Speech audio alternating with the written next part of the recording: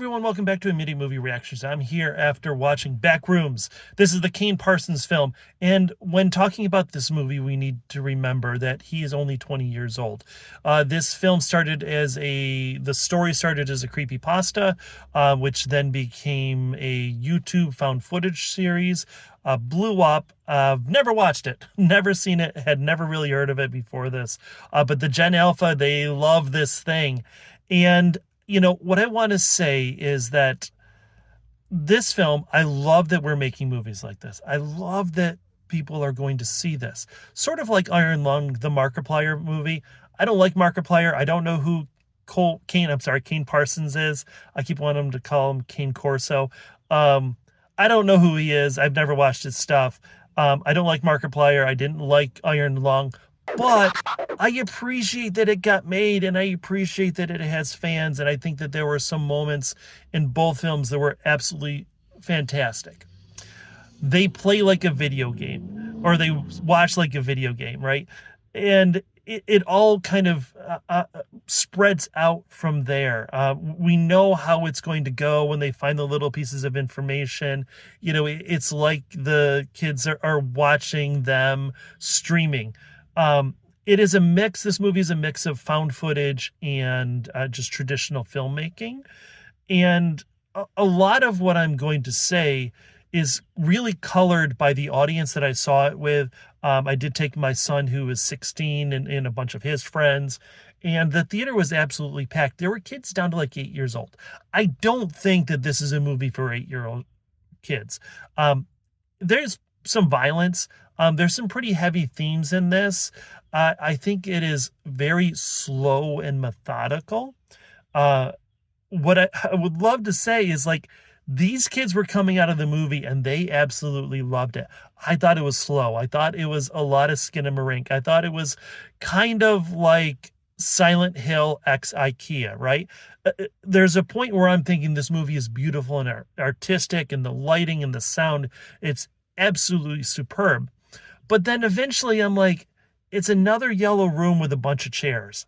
That's not super scary. The monster in this looks like something out of Who Framed Roger Rabbit, which many of the kids, if any of you are watching this, are not going to understand that reference. But if you're of my Gen X age, you will know what I mean. The monster in this is stupid, but that's not the point. And honestly, it didn't matter to the people who were watching and enjoying this. It was great when there was a jump scare or something scary. It was great to see the whole audience kind of jump and react like that. I love that about movies. This was absolutely fantastic.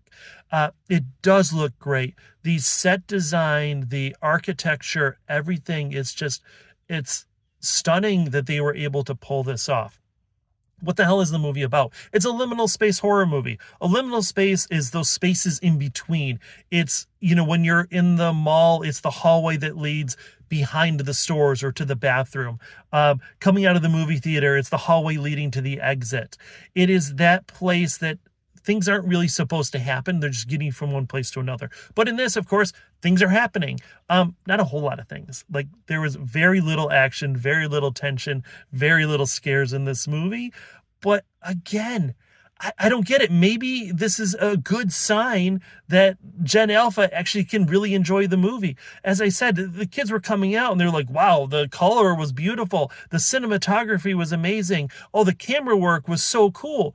And that's so encouraging. That is so encouraging. I love to see that, because you think maybe they don't quite have the attention to pay to a movie like this that does move at a slow and methodical pace.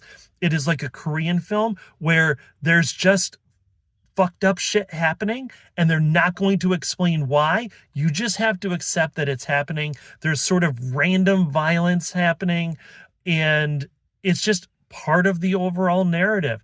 It gets to the end, even though I think for the most part, the ending was kind of laughable. It doesn't explain anything.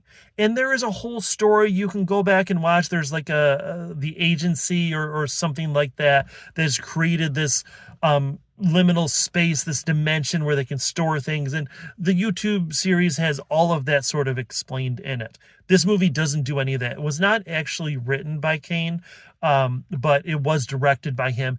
And for a 20-year-old, this is an amazing accomplishment. Um, I actually, coming out of it, I was thinking, I'm going to give this movie a 6.